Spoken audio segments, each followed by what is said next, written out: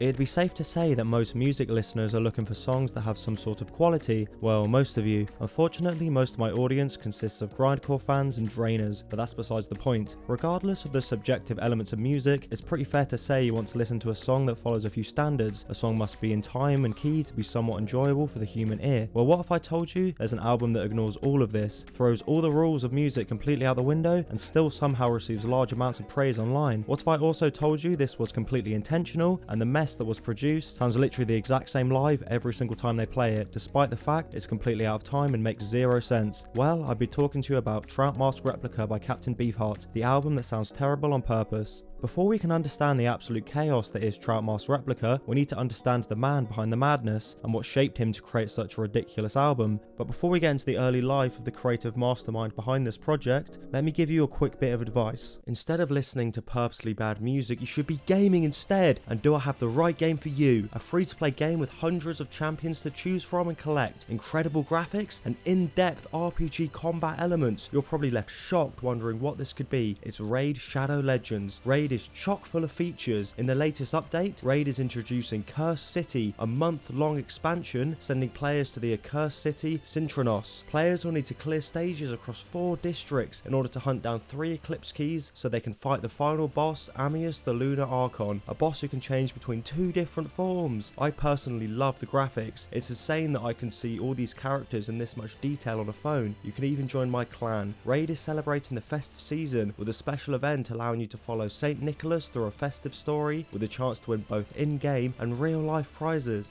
Head to www.raidxmas.com to experience this for yourself. If you're new to Raid, click the link in the description or scan the QR code to get an epic champion Lightsworm and an epic boss killer Juliana once you hit level 15. Find me under the name Coolia and join my clan. Click the link in the description, and thanks to the sponsor of this video, Raid Shadow Legends. Don Van Vliet was born January 15th, 1941, where he would quickly become interested in art at the age of 3 and began sculpting some of his favourite things such as dinosaurs, fish, African mammals and lemurs.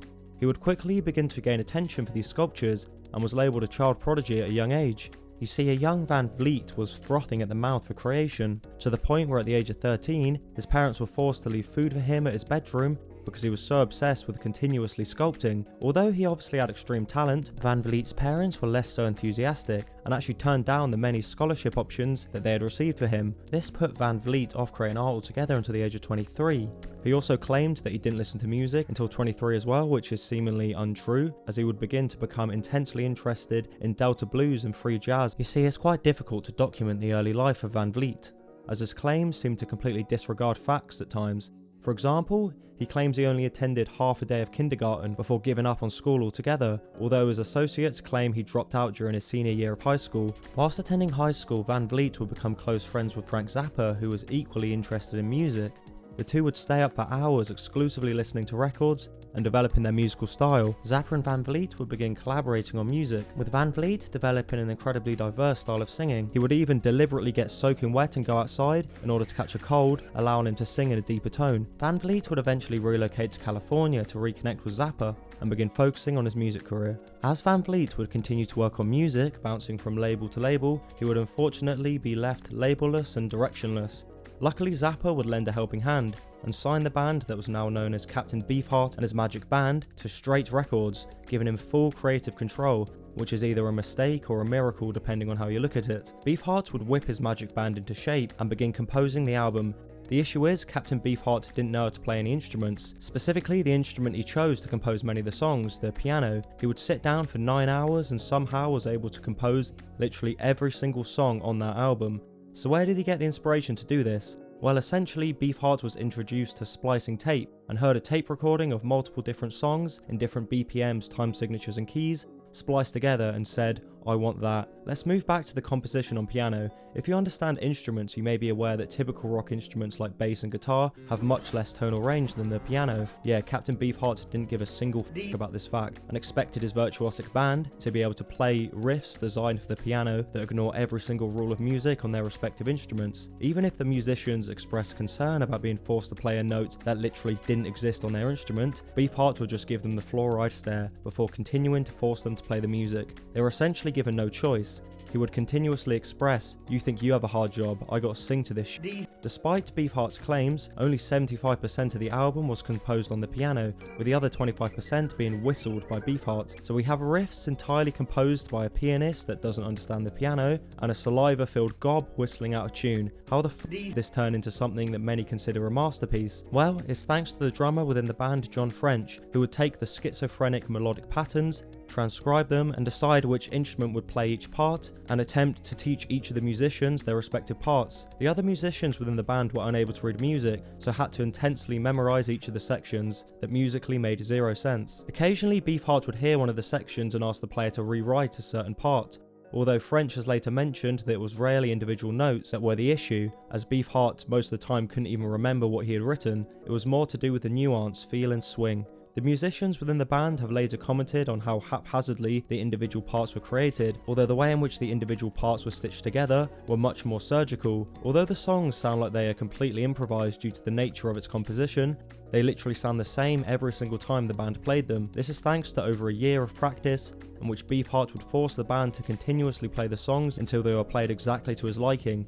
This resulted in an album with hundreds of individual riffs spliced together into songs that consistently changed time signature, tempo and key, which was being led creatively by somebody who was borderline insane and knew exactly what the f he wanted. Somehow the band were able to do it, and after a year of relentless work, and apparently whips, they recorded the entire album back to front in a single sitting.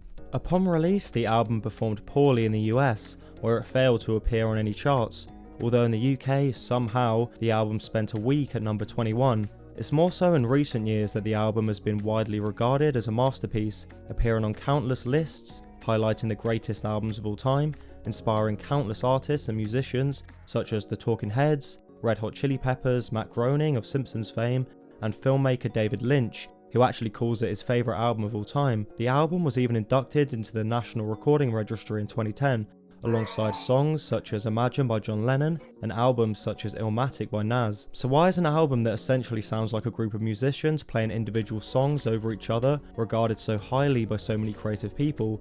I believe it has a lot to do with how ridiculously unique, although meticulously crafted, the project is. It perfectly captures the chaos of Beefart's brain, who was able to create something that wasn't only completely unique in 1969, but remains an outlier within music today. Nothing else sounds like it, and it's highly likely nothing ever will. As opposed to copying the conventions of other music, the band were able to rip down all the rules and reinvent rock music entirely, completely shifting and changing what music can even sound like. This fact is what I believe makes it so instrumental for the development of music, inspiring countless artists that followed. John Lydon of Sex Pistols fame, for example, lists Trout Replica as one of his biggest inspirations, mentioning how all the notes he would get told off for playing in school were suddenly allowed and being played on mainstream radio, which allowed him to develop musically and creatively, eventually filling a pivotal role in the development of punk, which continued to push forward music to new avenues. John Frusciante of Red Hot Chili Peppers would also mention that he would listen to the guitar work on the album in the morning if he wanted to have a particularly creative day of songwriting. Trout Replica remains completely unique in an industry that's oversaturated with the same notes and motifs, all from an individual who literally didn't have a clue to play any instrument. What is your excuse? Make something now. Make it. What is your excuse? That's an order. That's an order. And thanks again to the sponsor of this video, Raid Shadow Legends. Remember to click the link in the description to receive your free goodies.